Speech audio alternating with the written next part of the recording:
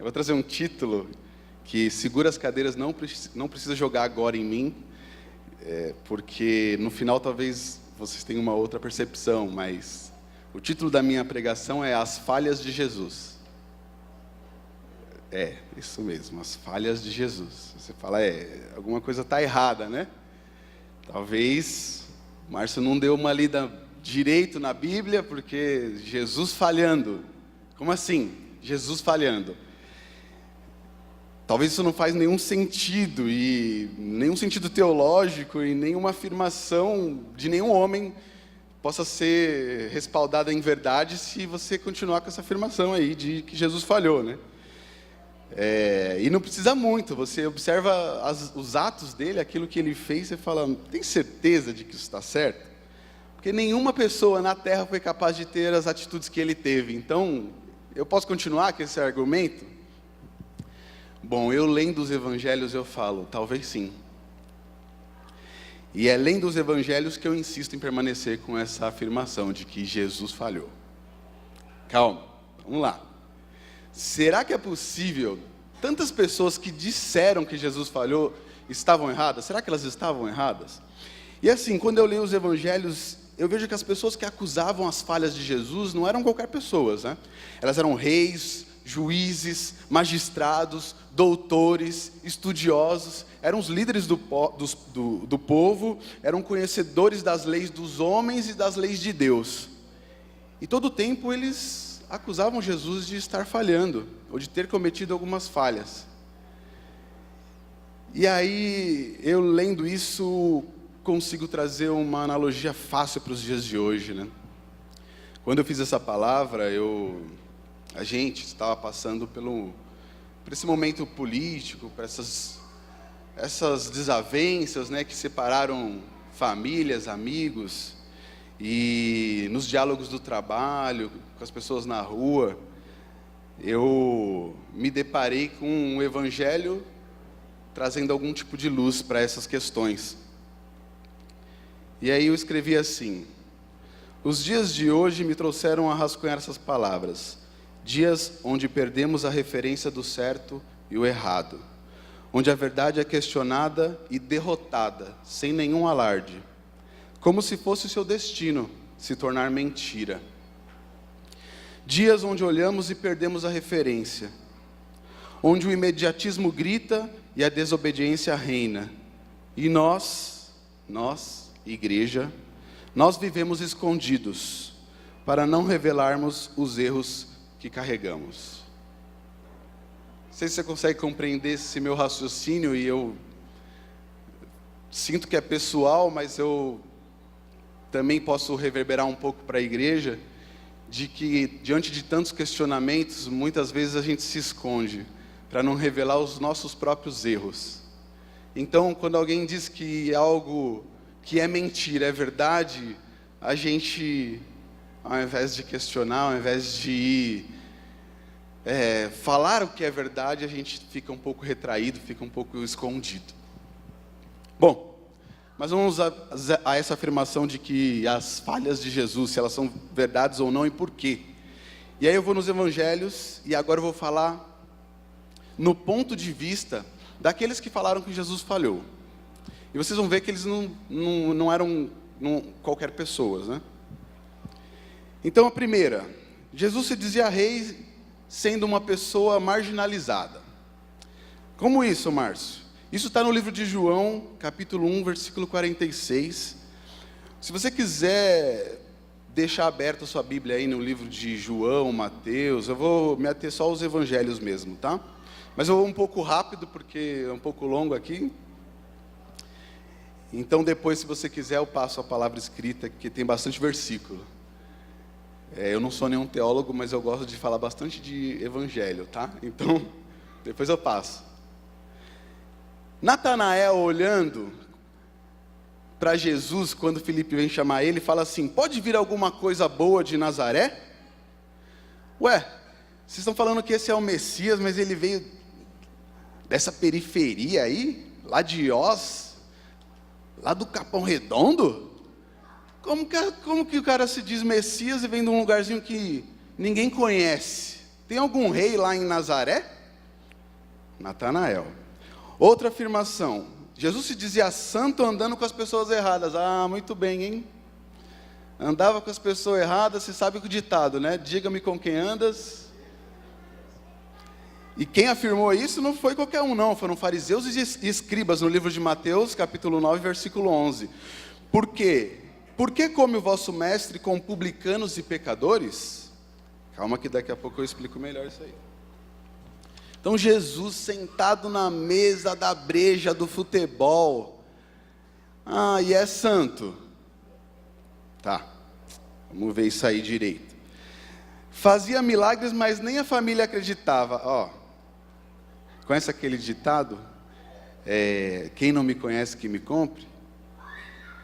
Se a família dele está dizendo assim em João 7,5, porque nem mesmo os irmãos dele criam nele. Nem a família de Jesus estava dando a moral para aquilo que ele estava fazendo. Será que eu posso acreditar? Outra afirmação. Jesus incitava as pessoas a pecar. O que, Márcio? Agora você pirou, cara. Jesus incitava as pessoas a pecar. Está aqui, ó, no livro de João, capítulo 5, versículo 10. Os judeus falavam assim, ó, então os judeus disseram àquele que tinha sido curado, é sábado, não é lícito levar o seu leito. O que estava fazendo aquela pessoa? Estava pecando.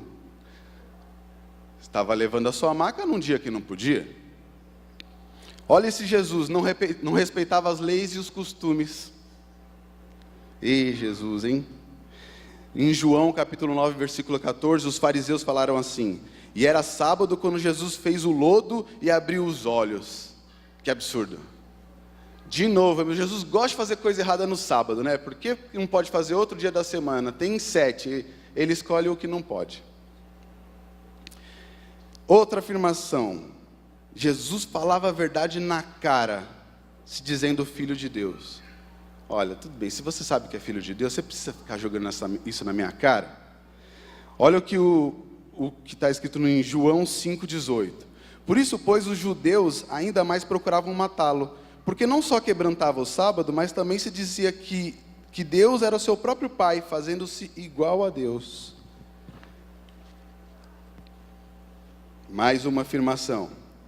Jesus ficava ensinando no templo sem ter diploma, sem ter estudado para isso. Não pode, né, Tiago? Tem que estudar, né, cara? Tem que ter o diplomão lá. Em João 7, 15 e 20, os judeus e a multidão falavam assim para ele, como sabe este letras, se não tem aprendido? Deve estar endemoniado. Se você está sabendo de alguma coisa sem ter passado pela Harvard dos fariseus, ou deve estar errado, ou tem demônio. Porque eles não queriam acreditar nessa verdade. Mas, bom, são pessoas com conhecimento que estavam falando, mais uma vez, não são qualquer pessoas.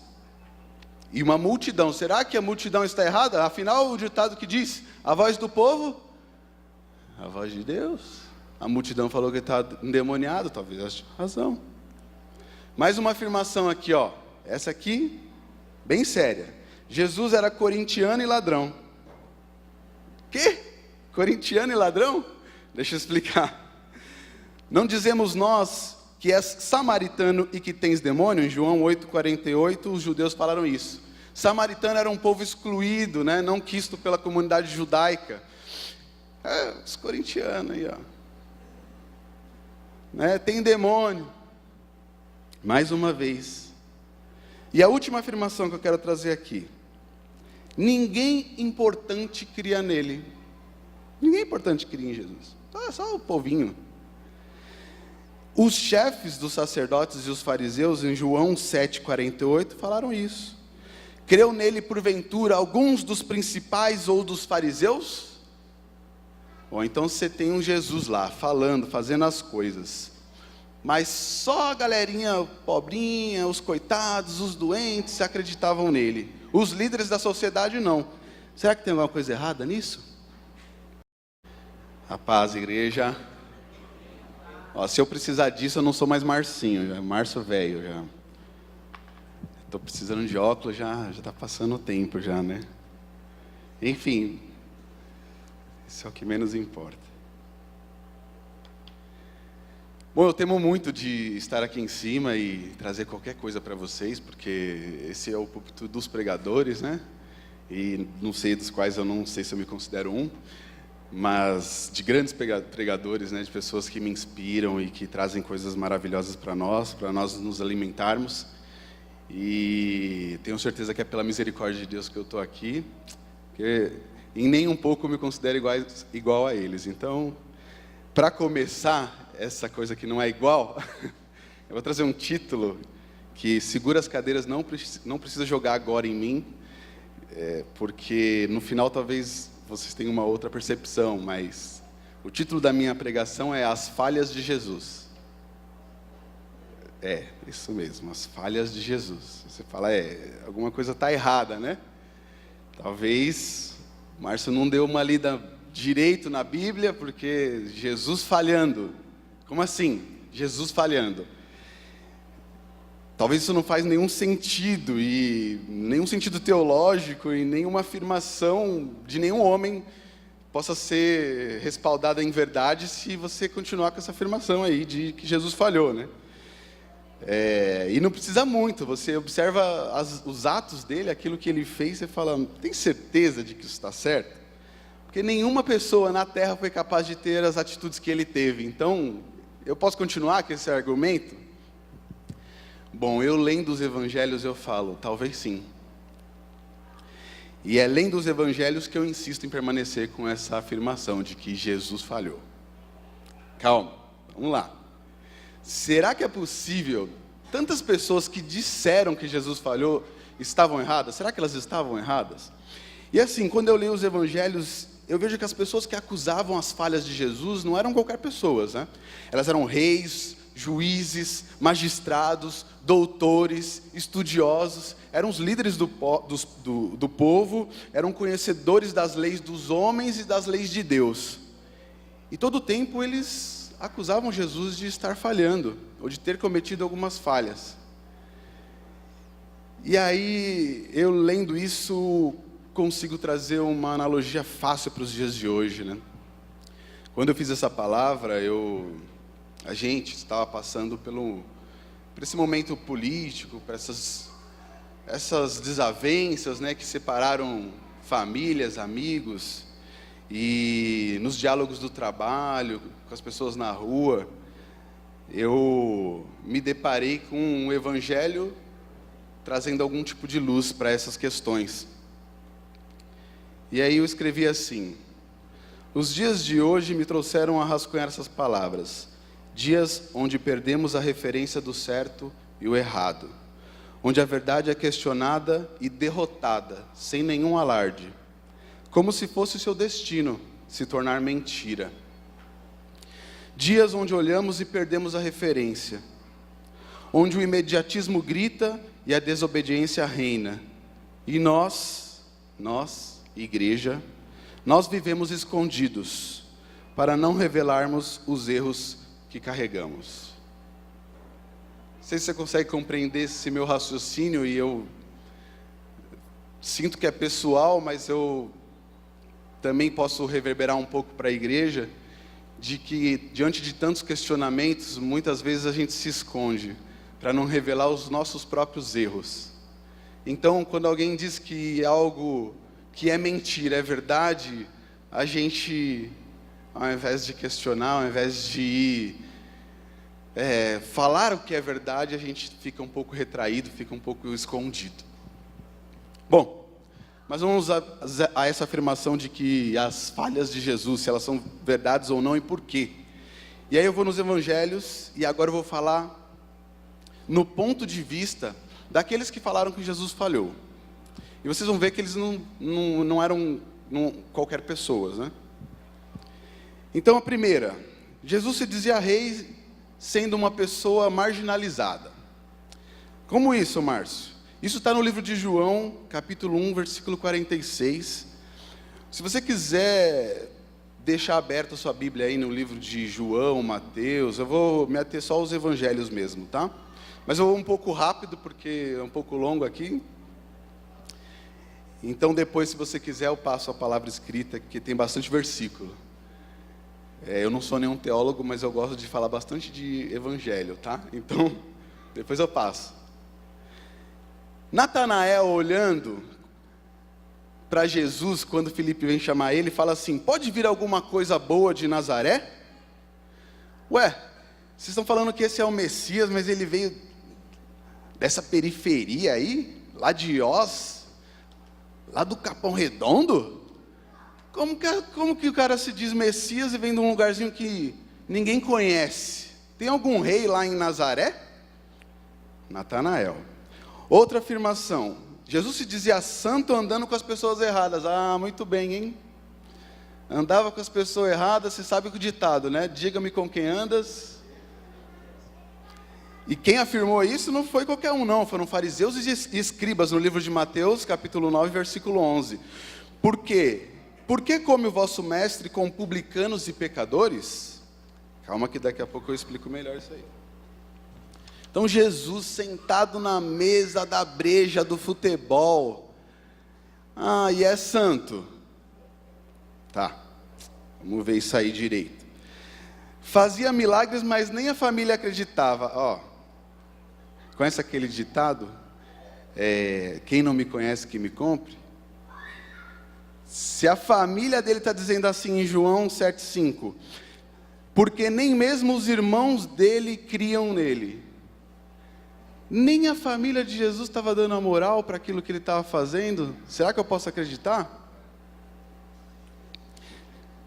Outra afirmação: Jesus incitava as pessoas a pecar. O que, Márcio? Agora você pirou, cara.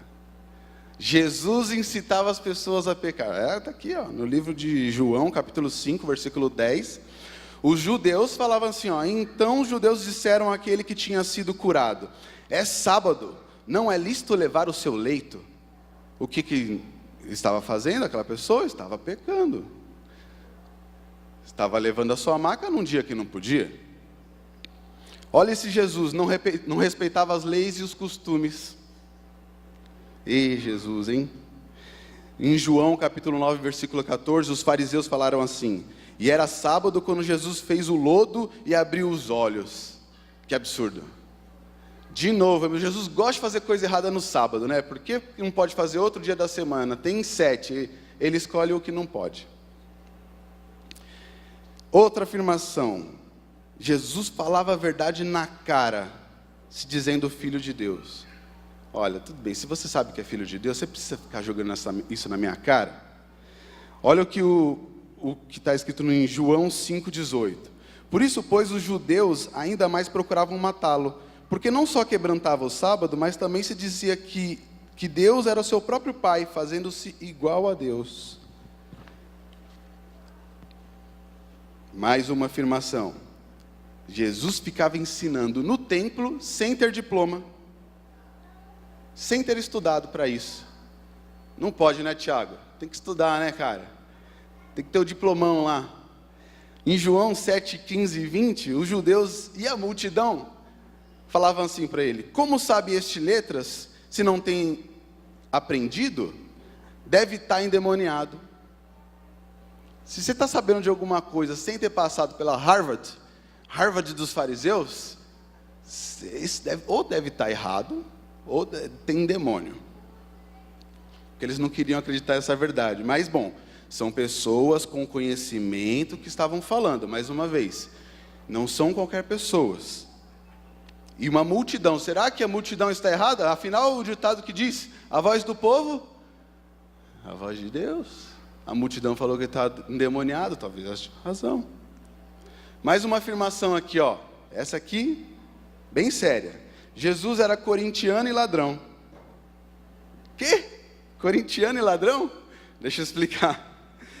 Não dizemos nós que és samaritano e que tens demônio? Em João 8,48, os judeus falaram isso. Samaritano era um povo excluído, né? Não quisto pela comunidade judaica. Os corintianos aí, ó.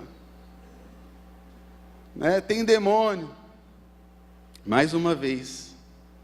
E a última afirmação que eu quero trazer aqui: Ninguém importante cria nele. Ninguém importante cria em Jesus. É só o povinho. Os chefes dos sacerdotes e os fariseus, em João 7,48, falaram isso. Creu nele, porventura, alguns dos principais ou dos fariseus? Ou então você tem um Jesus lá, falando, fazendo as coisas. Mas só a galerinha pobrinha, os coitados, os doentes, acreditavam nele. Os líderes da sociedade não. Será que tem alguma coisa errada nisso?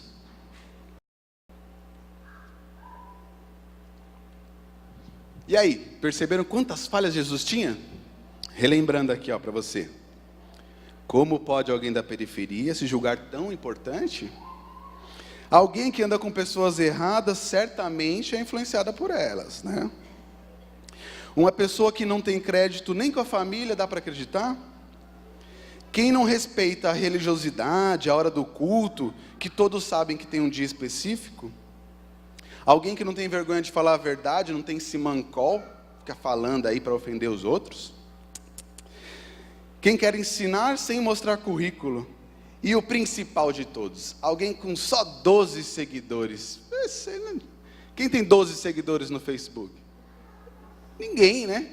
Esse cara não é ninguém. Não vou dar crédito para ele. Mas aí, meus caros,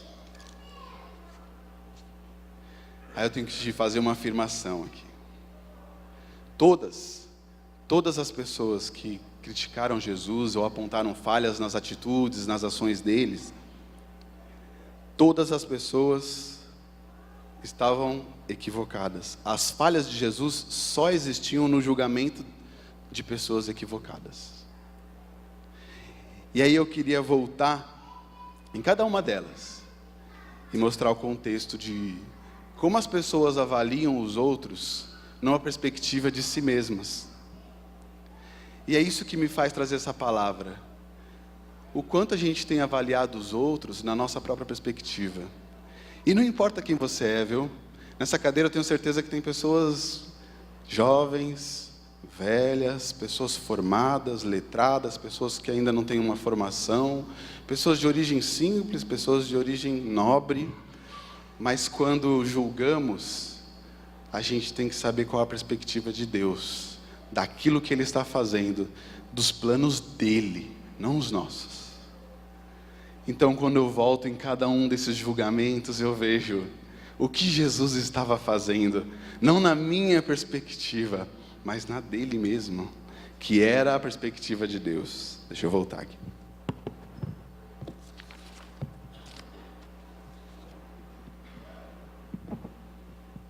Vamos pegar esse Natanael, que falou, esse cara que vem da periferia aí, pode ser alguma coisa? Vou seguir ele não. O que aconteceu essa história está em João 1, 47 ou 49. Quando Filipe fala, Natanael, vem, nós achamos o Messias.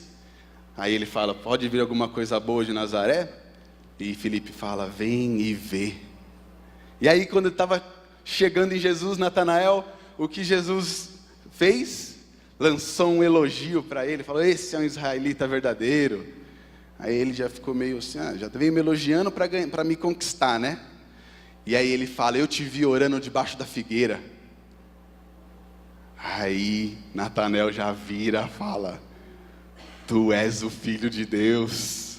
Essa é a primeira vez que alguém se refere a Jesus como Filho de Deus. E aí isso se repete durante os evangelhos. E por que será que quando Jesus falou, eu te vi orando eu te vi debaixo da figueira, ele já creu? Provavelmente esse era um hábito de alguns judeus de um dia de calor, ir para debaixo da figueira para orar, para buscar a Deus. Certamente ali Natanael estava fazendo algum clamor, colocando as suas dores, e Jesus estava vendo ele sem mesmo estar presente ali. E aí Natanael reconhece como o quê? Filho de Deus. Qual foi o primeiro julgamento de Natanael? Esse cara não vem de nenhum lugar, de uma cidade pequena, da periferia, da favela, da Cracolândia, de onde eu não quero nem pisar, nem estar, não quero nem ouvir falar. Mas ele termina falando, Filho de Deus. O outro julgamento, Jesus não andava com os pecadores, dos quais o próprio autor do Evangelho, Mateus 9, 10 ao 12, está esse versículo. Mateus era o que, gente? Mateus era um cobrador de impostos. E ele era um judeu cobrando impostos para Roma, do seu próprio povo. Então ele era mal visto pela sua comunidade. E aí Jesus chama Mateus, e não só isso, chama todo mundo que está lá. Cadê os políticos? Cadê os corruptos? Cadê os pecadores? Venham, jantem comigo. Tem uma novidade para vocês, tenho coisas para falar para vocês. E aí, quando os fariseus, os judeus questionam por que ele se assenta com pecadores, Jesus tem uma resposta maravilhosa, que isso é para guardar, assim, é para escrever no espelho do seu banheiro, para você lembrar todos os dias quando você escovar os dentes. Ao ver que os fariseus estavam incomodados com aquela galerinha do mal que estava sentado do lado de Jesus, Jesus responde: não são os que têm saúde que precisam de médico, mas os doentes. Eu não vim chamar os justos, mas os pecadores. Se eu e você estamos sentados nesse lugar, é porque Ele chamou os pecadores. Amém? Toda vez que eu me coloco diante de Deus para fazer algo, eu falo: por que eu? Porque eu sou pecador. E aí eu fico com as minhas lamentações, igual Moisés, igual Abraão, igual todo mundo. Não, eu sou pecador, tá certo. Se eu fosse alguém, tinha a carruagem de fogo, estava me esperando ali, eu já subia, né, sem pecado. Mas não, enquanto eu estiver aqui, eu sou pecador, e Jesus está a fim de se assentar com os pecadores. Ele não permanece ali, mas Ele chama. Então, quando seus colegas chamarem vocês, quando eles quiserem ali ir, depois de um futebol, sentar para tomar uma cerveja ali, ver o que eles estão falando, conheçam as dores deles, conheçam eles, mas mostre aquele amor de Cristo que está em vocês, que só está em vocês, e que eles precisam conhecer também. Não crie uma bolha na igreja, de modo que os pecadores não entrem, de modo que eles não te conheçam, ou se assustem, mas chama, abraça, vai atrás. Lembre-se que um dia você também foi chamado. E quando a família não creu nele? Uns versículos atrás, os irmãos dele estavam falando assim: Jesus, se você quiser fazer alguma coisa, você tem que ir lá na festa, viu? Faz diante de todo mundo, para todo mundo ver, assim eles vão acreditar. Mas Jesus estava cabreiro, sabia que eles não estavam dando esse conselho de bom grado. Falou: não, eu não vou agora não, vai na frente. E aí eles foram, aí Jesus foi escondidinho, não deu muita atenção para a festa. Ele falou assim: eu não quero ser reconhecido pela multidão, eu não vim aqui para me aparecer, para falar para todo mundo abertamente, eu vim aqui para trazer a mensagem de Deus. E aí ele vai para o templo e começa a ensinar lá no templo. Jesus não está afim de fama, Jesus não está afim de curtidas no Facebook, não está afim de que as pessoas te achem interessante, não está afim de que você seja aceito por todo mundo. Ele diz: o mundo é mau. E eu vou falar para vocês, igreja, se o mundo tem sido bom com vocês, vocês não têm sido igreja. Isso me dói, porque muitas vezes eu quero ser aceito pelo mundo e fico me adequando às coisas que eles fazem. Mas se o mundo tem sido bom com vocês, amado as coisas que vocês fazem, vocês e eu não temos sido igreja. Porque o mundo odeia aqueles que são de Cristo. E não é para você ficar batendo boca na rua aí não. É porque as suas atitudes corretas e verdadeiras e santas, que vêm de Deus, incomodam as trevas. É a hora que você é luz e sal dessa terra. Eles falam: eu não estou acostumado com isso, eu não sei como lidar, então eu vou rechaçar, então eu vou dizer que você está errado, quando você está sendo Deus na terra. Então cuidado com as suas atitudes. Não tomem a forma deste mundo. Não tomem a forma deste mundo. Jesus incitava as pessoas a pecar. O cara estava lá carregando a maca dele, né? Num sábado. E eles falavam: está carregando aí seu fardo no sábado, porque segundo não é aqui, desculpa. Era aqui mesmo. Segundo a interpretação tradicional da lei de Moisés, num sábado você não podia carregar nenhum tipo de fardo, né? Você não podia fazer nenhum tipo de trabalho. E lá estava um homem levando a sua maca. Que coisa horrível, né? O problema era o quê? Quem era esse personagem, gente? Acho que vocês conhecem, né? Esse cara levando a maca dele era um paralítico há 38 anos que estava lá no tanque de Betesda, esperando o anjo mover as águas, e o primeiro que descesse nas águas era curado, mas o cara era paralítico. E não tinha ninguém para ajudá-lo na hora que o anjo vinha e mexia as águas. Mas Jesus olhou para ele ali sentadinho, sabendo que ele ia ser o último a chegar nas águas. Falei: o que você quer que eu te faça? Eu quero ser curado, mas eu não consigo chegar, né? Chega um primeiro, né? Que tem as duas pernas funcionando, né? E aí Jesus vira para ele e fala: levante-se, pega a sua maca e ande. Meu amigo, se eu não tenho as minhas pernas funcionando e elas passam a funcionar, olha, eu levo uma tonelada na cabeça, eu faço o que pedir para mim. 38 anos, eu nem cheguei nessa idade, imagina qual fardo essa pessoa não estava carregando. E quando ele se depara com os judeus, eles só conseguem ver que aquele homem estava rompendo uma tradição do sábado, mas eles não conseguiam ver que por 38 anos ele era o fardo, ele era o peso da vida dele. Jesus não respeitava as leis e os costumes. De novo, tanto dia para curar, curou um cego de nascença num sábado. E aí esse cego de nascença foi interrogado pelos fariseus. E aí pela primeira vez fala assim: quem que te curou no sábado? Eu não sei bem, foi um homem aí e tal. Com certeza era pecador, que fez isso no sábado. Aí o cego foi. Chamaram ele a segunda vez. Assim: não, me fala direito aí, porque foram interrogar os pais deles. Mas os pais deles ficaram meio receosos de falar o que estava acontecendo, porque eles sabiam que se eles falassem a verdade, seriam expulsos da sinagoga. Olha que coisa. É tipo assim, fala com o Daniel aqui: Daniel, seguinte, fiquei sabendo aí de uma coisa que o pastor Samuel não concorda muito. Mas aconteceu, é verdade? Ele fala: não sei, pergunta para quem aconteceu, sabe, bico calado, não quero falar para não me comprometer. Os pais dele estavam assim: interroga ele já tem idade. Aí chamaram o cego de novo. E aí, o homem que te curou é pecador? Ou não é? O cego acho que já devia estar o ex-cego, né? Pelo amor de Deus, agora ele vê. Cego de nascença. Já estava enfesado, já pegou e falou assim: o seguinte, eu não sei se era pecador ou não. Eu sei que eu era cego e agora eu estou vendo. E eu sei mais uma coisa, que Deus, sabemos, aí ele vai na lei lá dos judeus, né? Sabemos que Deus não ouve os pecadores, mas ouve quem o teme e pratica a sua vontade. E aí o ex-cego começa a pregar para os fariseus, e eles expulsam ele do templo. Expulsa. Sai daqui, vai, você vem pregar aqui para nós, ensinar para nós.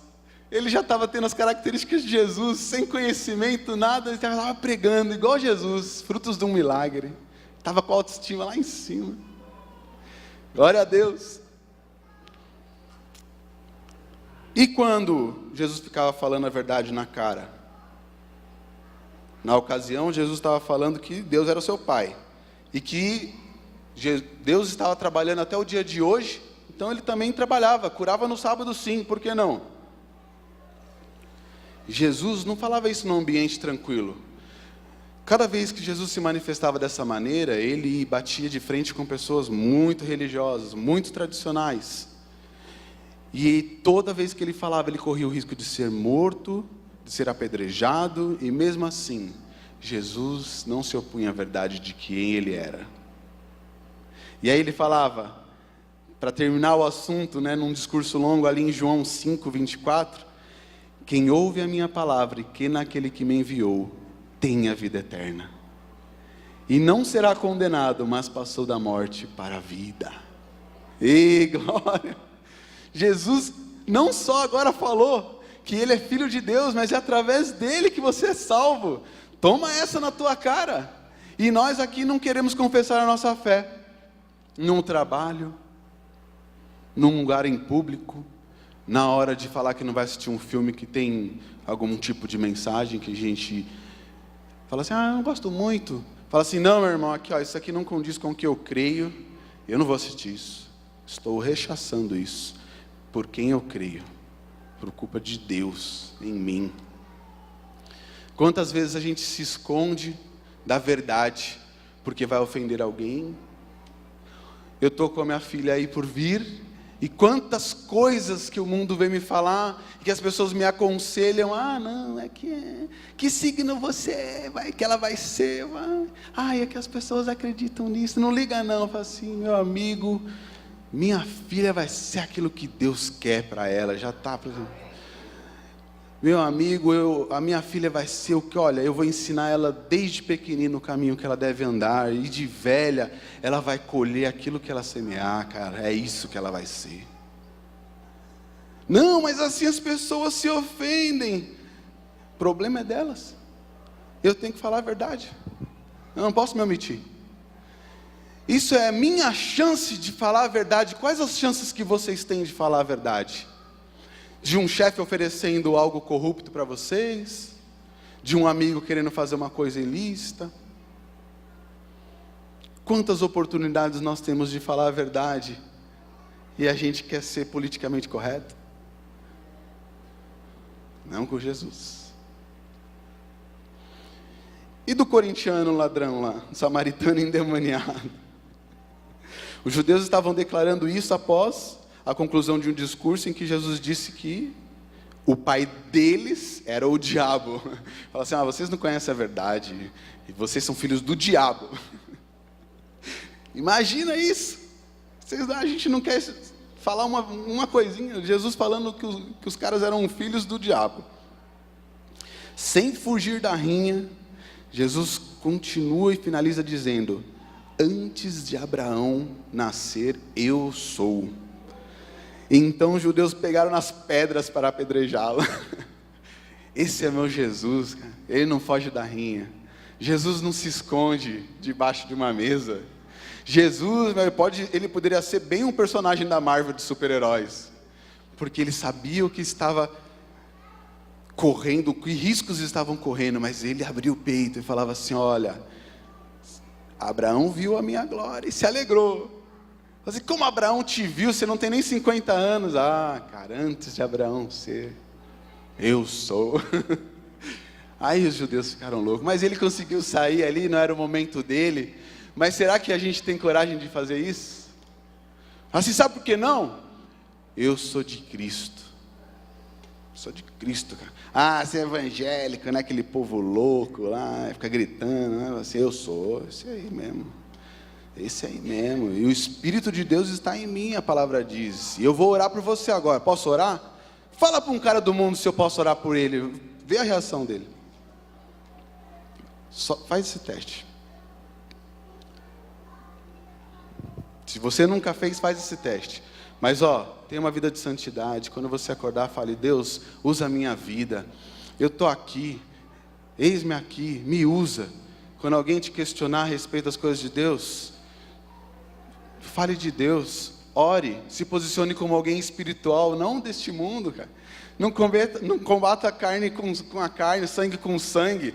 Combata as coisas deste mundo com coisas espirituais, cara. Mete a mão, ora, fala assim, deixa eu orar por você, que você vai entender o que é ser de Deus. Deixa eu interceder, fazer um jejum 1 semana pela sua vida, para mudar essa situação. Nós estamos aqui para fazer essas coisas, não as do mundo. Amém, igreja? Vocês concordam com essas coisas? Eu comecei falando que Jesus falha, mas eu não sei se você está entendendo que as falhas de Jesus estão na cabeça daqueles que estão equivocados. As falhas que vocês têm para o mundo, muitas vezes estão na cabeça deles. Não deixem eles tornarem verdade aquilo que é uma mentira. Não se torne um padrão do mundo. sejam de Cristo, se amoldem ao padrão do Espírito. E por fim, ninguém importante cria nele. Aqui é sensacional. Aqui os guardas que foram enviados pelos judeus para prender Jesus voltaram com as mãos abanando. E aí, não eram os judeus qualquer, eram os chefes dos sacerdotes e os fariseus. Eram os bambambam. Ué, cadê o cara que a gente mandou vocês pegarem e vocês não trouxeram? Aí os guardas falaram assim, sabe o que é, cara? Ninguém jamais falou como este cara fala. Vocês precisam ver, é sensacional, é lindo, é maravilhoso, é apaixonante. Aí os caras ficaram mordidos, né? Falaram assim, por acaso ele te enganou também? Os guardas aí fortes, os romanos, a gente manda aí buscar, vocês não trazem eles para nós? Aí, eles falaram, vamos fazer melhor. Tá bom então. Já que os guardas não conseguem, vamos bolar uma armadilha? Estava lá Jesus pregando. O que os chefes dos sacerdotes fizeram? A maior armadilha de todas para Jesus, para pegar Jesus. Vou pegar Jesus no pulo do gato. Trouxeram uma mulher pega em adultério. Falava, e aí? E aí Jesus, o que você vai fazer? Foi pegar em adultério, nossa lei fala o quê? Que é para apedrejar. Mas está aqui, vê aí o que você faz. Jesus, sabendo que aquilo era uma cilada, eu não vou me ater aqui, mas leia esse trecho que está em João 7. O final da história é que o quê? Vocês sabem muito bem. O que Jesus fala no final dessa história? Quem não tiver pecado, que atire a primeira pedra. Glória a Deus. Ei, Jesus poderoso. Vocês querem me pegar numa armadilha? Vocês querem tramar contra a minha vida? Vocês querem ser mais esperto do que Deus? Então, quem não tiver pecado, que atire a primeira pedra. Um a um foi depositando suas pedras ali. E foram saindo. E Jesus não foi pego numa armadilha. Jesus não foi pego em nenhuma falha. Porque as falhas estavam nos olhos de quem estava vendo Jesus, não nele. Um último julgamento errado se deu na cruz. 2 ladrões foram pendurados junto com Jesus na cruz. Um deles olhava e falava, ei, se tu és o Cristo, salva-te a ti mesmo. E aproveita e tira nós também dessa situação. E o outro falava assim, tu nem ainda temes a Deus, estando na mesma condenação, e nós, em verdade, com justiça, porque recebemos o que nossos feitos mereciam, mas a este nenhum mal fez. E disse ele a Jesus, Senhor, lembra-te de mim quando entrares no teu reino. E disse Jesus, em verdade te digo, que hoje estará comigo no paraíso. Oh, glória a Deus. Lucas 23, esse versículo do 39 a 43. E aí eu pergunto para vocês, qual dos malfeitores você é? Qual dos malfeitores nós somos? Desculpa, gente, nós somos malfeitores. Jesus na cruz, injustiçamente. Nós com justiça. Mas eu só te pergunto será que você ainda é aquele que acusa, que julga mal? Que mesmo Jesus estando do seu lado ali, sem pecado, você fala, então você não quer me livrar junto com você logo, já que você tem todo esse poder? Às vezes a gente faz isso, às vezes a gente se comporta como esse malfeitor. E aí eu te digo, se você hoje não endureça o seu coração para se arrepender. Hoje, em Hebreus 3,15, não se endureça, se arrependa, ainda dá tempo. No último momento da vida deles, Um conseguiu olhar diferente, o outro não. Não esqueça que Deus escolheu as pessoas loucas deste mundo para confundir as sábias e as fracas para confundir as fortes. A gente consegue julgar errado até o nosso irmão do lado que está sentado aí, porque ele tem uma atitude diferente da nossa, do nosso modo de ser cristão, e a gente fala, não, esse cara é meio bitolado, meio fanático. Cuidado com o seu julgamento, ele pode estar muito equivocado. E é assim que você está falando, como esse malfeitor falou na cruz. Ei, não dá para você se livrar aí, livrar a gente também? A gente põe todo mundo no mesmo barco aí, se livra. Cuidado com o nosso julgamento, até mesmo dentro da igreja, até mesmo com os nossos irmãos. E que dirá com as pessoas lá fora, que a gente muitas vezes aponta por causa dos seus pecados, das suas atitudes, lembrando que nós somos também malfeitores, nós também somos pecadores. E lembre-se, Jesus assentou-se com os pecadores, Ele não rechaçou eles. Mas você também pode estar sendo aquele que está sendo julgado, né? Então lembre-se, se você é esse cara perseguido, se no trabalho você não aguenta mais, pessoas te enchendo, te perseguindo, te maltratando, se parece que o fardo está sendo mais pesado do que você pode carregar, lembre-se de uma coisa. Quando eu comecei falando aqui que Jesus falhou, a igreja talvez já fala, não, isso aí é brincadeira. Mas é duro às vezes, é duro você sofrer com essas coisas. Eu sofri bastante preconceito. A primeira atitude da minha família quando eu me converti não foi, ai, glória a Deus, aleluia, meu Deus do céu, agora vai ser uma bênção esse menino. Não. Foi tiração de sarro, foi zombaria, foi pôr à prova, foi fazer teste, igual Jesus aqui com a mulher adúltera. Foi de tudo, cara. Mas eu tenho um versículo que eu me agarrava com unhas e dentes, que é em João 13:34, fala assim, que vos ameis uns aos outros, como eu vos amei a vós, que também vós uns aos outros vos ameis. Olha, o maior exemplo de como eu devo amar aquele que age contra mim é como Jesus amou todas essas pessoas que o acusaram de tantas coisas. É oferecer a outra face, é caminhar a segunda milha, é combater o mal com o bem. Será que você é capaz de fazer isso? Olha esses evangelhos, veja o que Jesus fez, como Ele combateu o mal com o bem, como Ele agiu diante das acusações. Faça igual, irmão. Dá tempo para mudar, dá tempo para agir diferente. Para concluir esse negócio de tempo, de mudar de atitude, eu tenho um breve testemunho para falar que alguns de vocês conhecem. Aqui não tem nem relógio, eu não sei quanto tempo que tem ainda de culto aqui. Ah, tá aqui, tá lá atrás. Ó, tá no tempo, hein? Tô pegando o jeito. Se eu extrapolar muito, nunca mais me chama, né? Vocês ficam morrendo de fome. Eu não sei se alguém aqui do louvor conhece uma música que é a Nívia Soares que canta, Teu Amor Não Falha. Se alguém souber, eu gostaria de tocá-la. Não foi previsto, mas pode vir.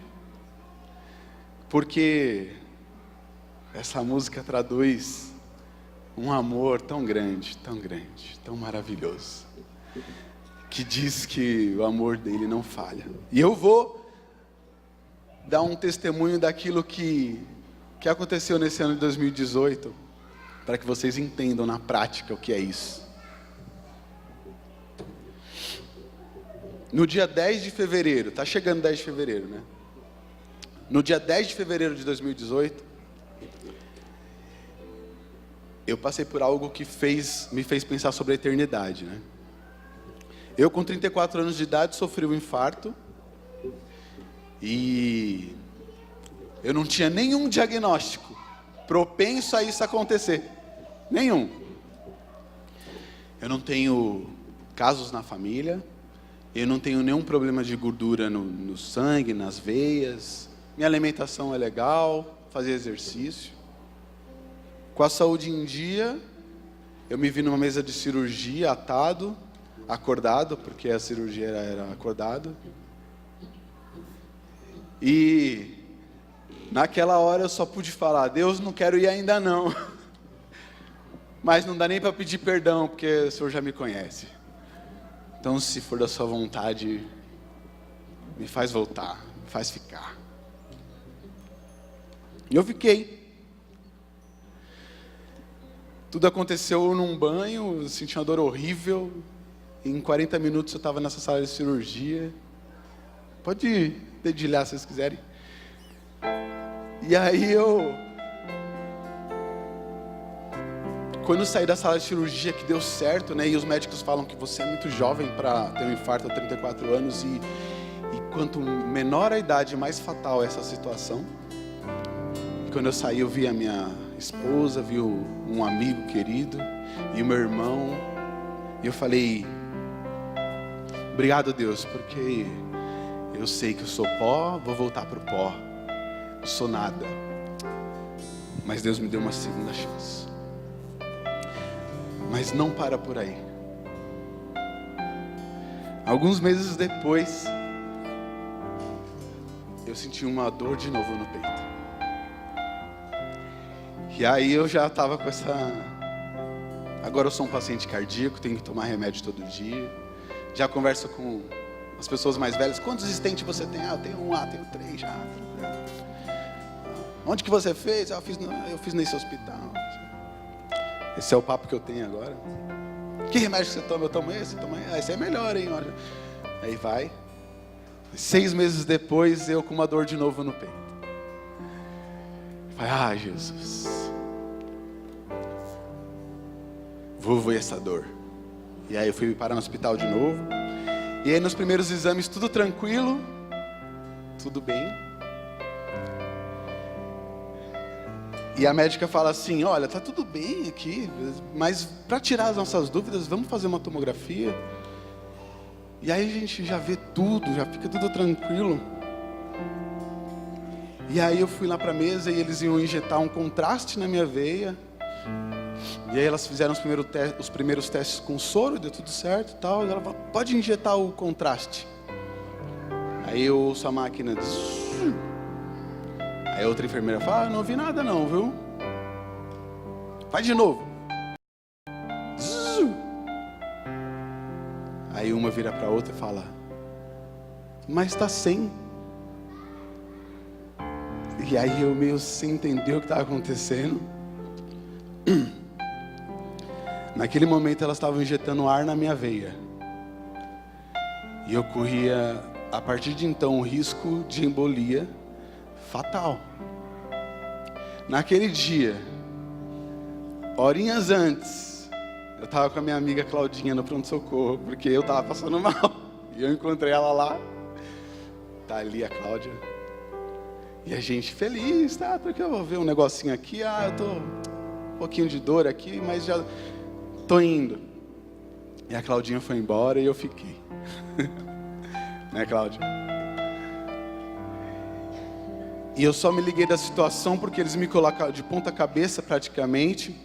E aí já fazem uma manobra de emergência, me colocam na emergência, mas eu não sabia até então. E aí eu fui questionando sem saber o que fazer, porque eu estava bem, só estava com uma dorzinha. Mas eu estava correndo outra vez um risco de morrer. E aí a minha esposa teve que passar de novo por isso. 4 dias eu fiquei ali, lutando, orando, esperando o melhor. Mas sabe que eu olho essas coisas e eu vejo que Deus continua tendo planos para mim, continua tendo planos para você. Essa semana agora, a gente precisou marcar. A gente está esperando a chegada da nossa filha Laura.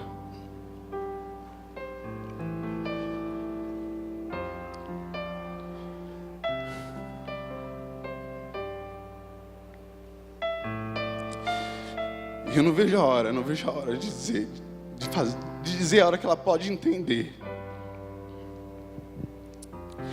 Jesus é o melhor exemplo que temos.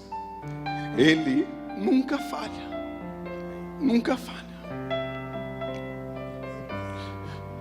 Um dia, minha filha vai entender que ela pôde vir, porque Ele não falha.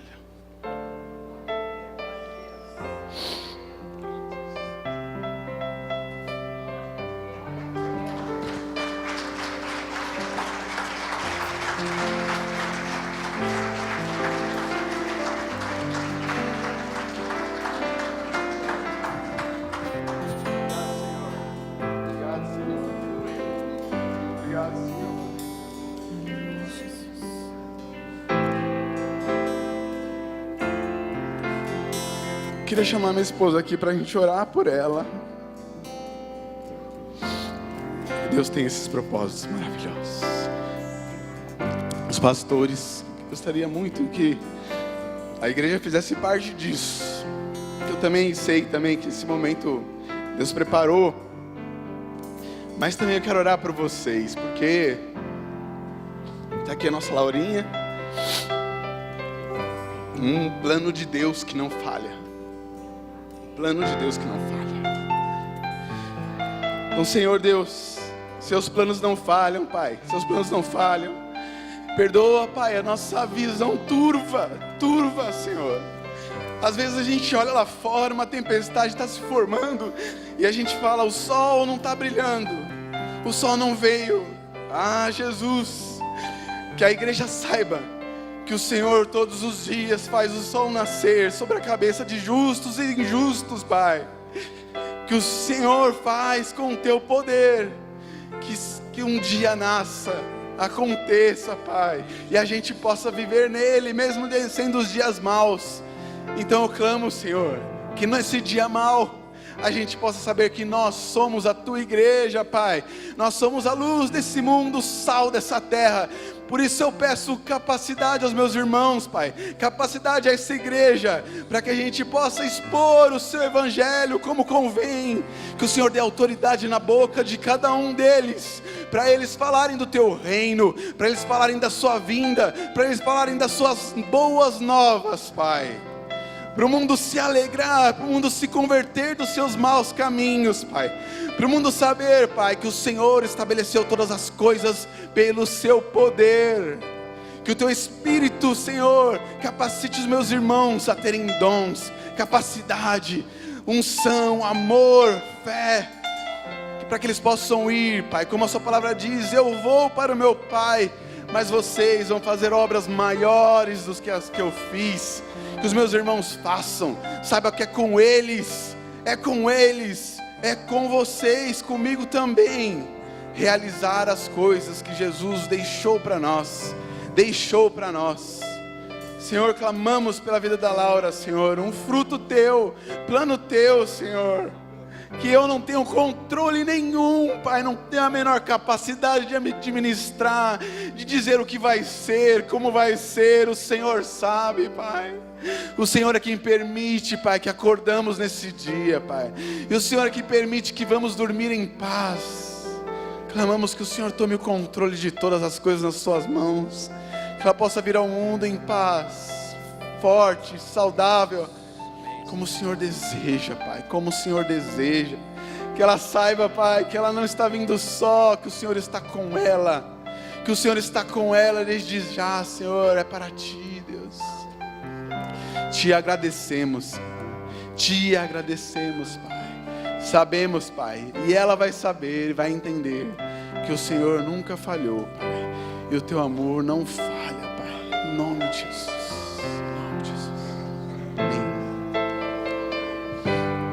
Continua com seus olhos fechados. Ó Deus, Tu és amor. E que, como lemos no início, Senhor, deste culto, nós não devemos andar preocupados com o amanhã, com o que vestiremos, com o que teremos.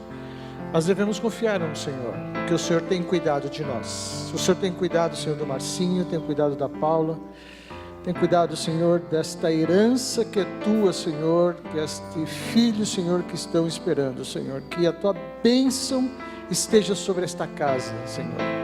Que tudo isso que eles têm passado e passaram, Senhor, seja, Senhor, testemunho para que o teu reino seja conhecido e que o teu nome seja louvado e que a tua pessoa seja adorada e que o teu evangelho seja pregado, Senhor, por esses testemunhos que venham edificar, Senhor, vidas que talvez estejam passando pelo mesmo problema, estejam passando por situações semelhantes, mas que não têm o conhecimento de Cristo, não sabem que Ele é o melhor, não sabem que Ele é o Salvador, não sabem que Ele é perfeito. Senhor, nós te pedimos, Senhor, que esse testemunho, Senhor, seja para alegria e salvação, Senhor, de vidas. Amém.